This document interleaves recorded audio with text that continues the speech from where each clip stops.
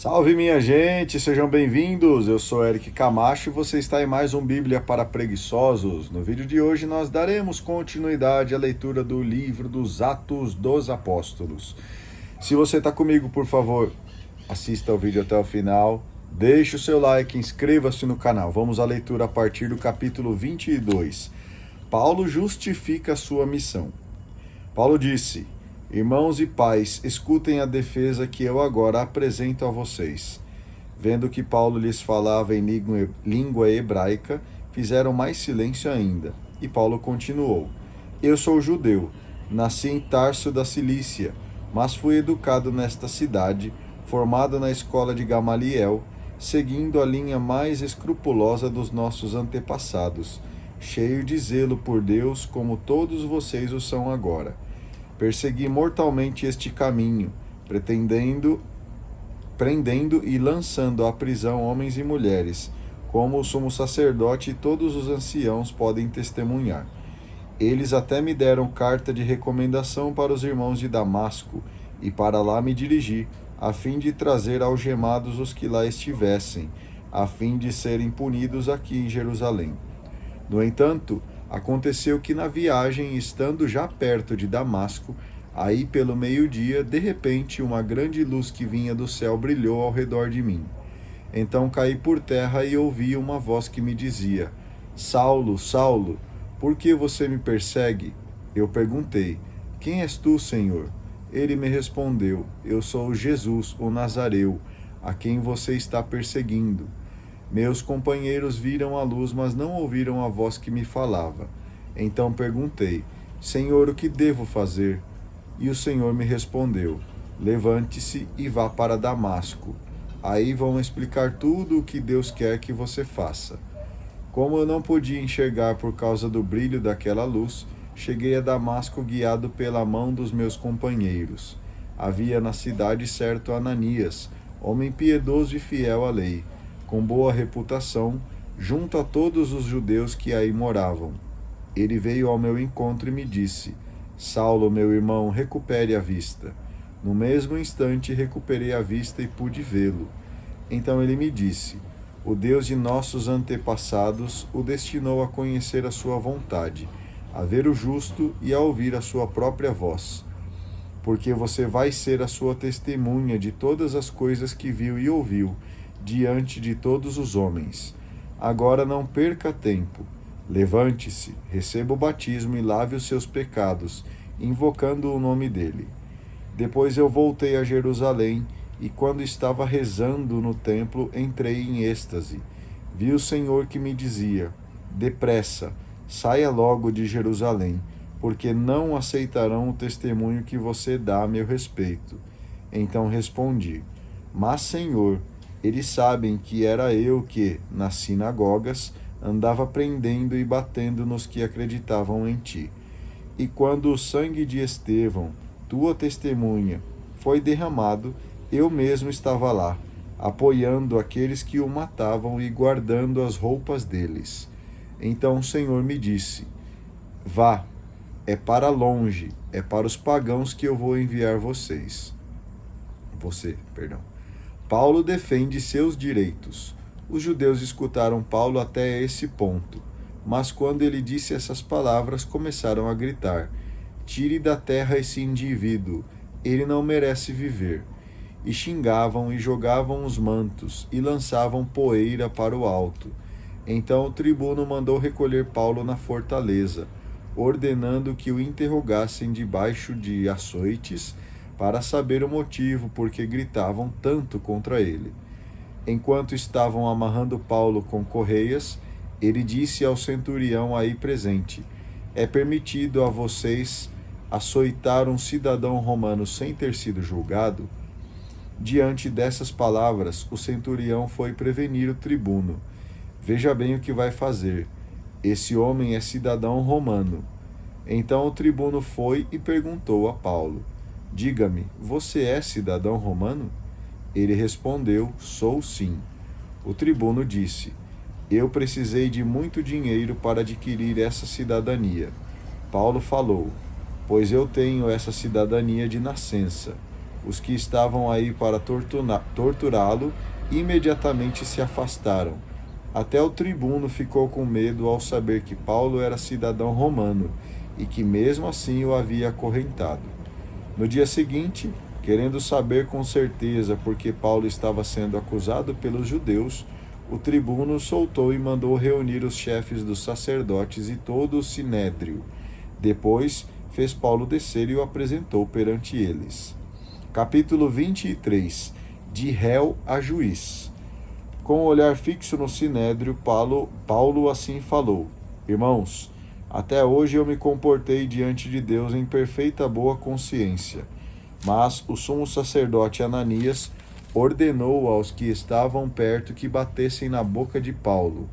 Então Paulo disse: Deus vai ferir a você, parede caiada. Você se senta para julgar-me segundo a lei e, violando a lei, ordena que me batam. Os que estavam ao seu lado lhe disseram: Você está insultando o sumo sacerdote de Deus. Paulo respondeu: Irmãos, eu não sabia que este é o sumo sacerdote, pois está escrito: Não amaldiçoe o chefe do seu povo.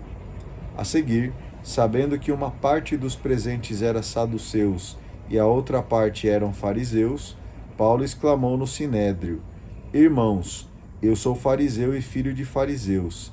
É por nossa esperança, a ressurreição dos mortos, que estou sendo julgado. Apenas falou isso. Armou-se um conflito entre fariseus e saduceus, e a assembleia se dividiu.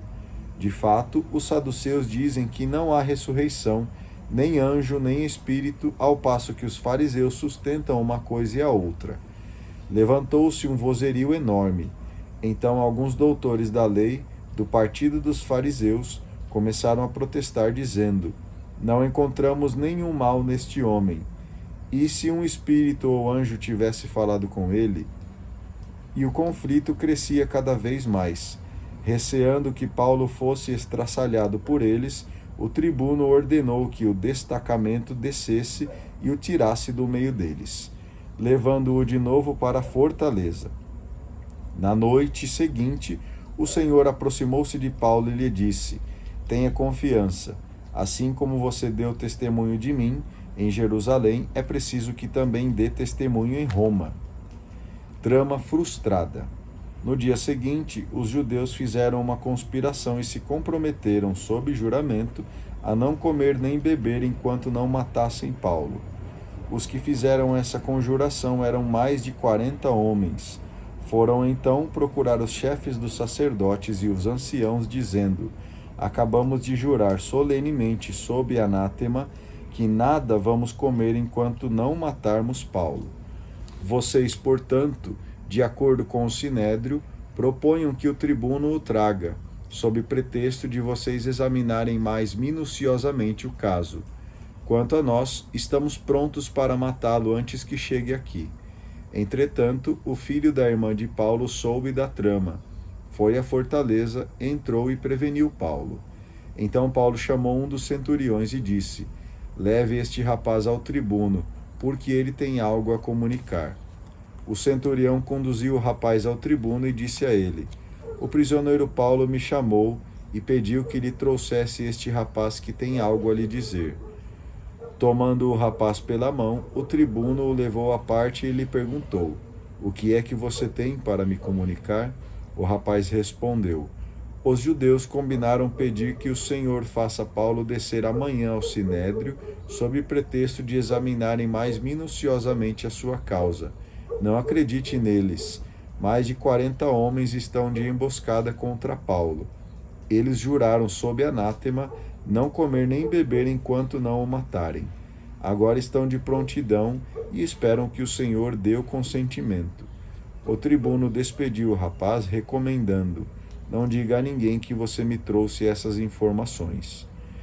Então o tribuno chamou 2 centuriões e ordenou: Coloquem de prontidão, desde as 9 horas da noite, 200 soldados, 70 cavaleiros e 200 lanceiros para irem até a Cesareia, e também cavalos, para que Paulo possa viajar e ser conduzido, são e salvo, ao governador Félix.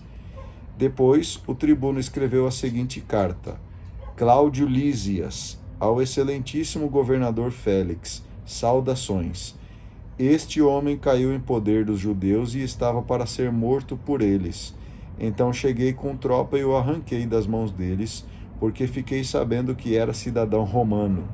Querendo averiguar o motivo por que o acusavam, eu mandei levá-lo ao sinédrio deles. Verifiquei que ele era incriminado por questões referentes à lei que os rege, não havendo nenhum crime que justificasse morte ou prisão. Informado que existia por parte dos judeus um atentado contra este homem, tratei de enviá-lo ao Senhor. Comuniquei aos acusadores que devem expor na presença do Senhor o que eles têm contra esse homem. Conforme lhes fora ordenado, os soldados tomaram Paulo e o levaram de noite até Antipátrida. No dia seguinte, os soldados voltaram à fortaleza e deixaram os cavaleiros seguir viagem com Paulo. Chegando a Cesareia, os cavaleiros entregaram a carta ao governador e lhe apresentaram Paulo. Depois de ler a carta, o governador quis saber qual era a província de origem de Paulo. Informando que ele era da Cilícia, disse-lhe: Quando os seus acusadores chegarem, eu ouvirei você. E mandou que Paulo ficasse preso no palácio de Herodes. Muito bem, eu agradeço a você que acompanhou esta leitura até aqui comigo. Por favor, deixe o seu like, inscreva-se no canal, faça o seu comentário e a gente se vê no vídeo de amanhã. Tenha um excelente dia e que o Senhor continue te abençoando. Um grande abraço. Tchau!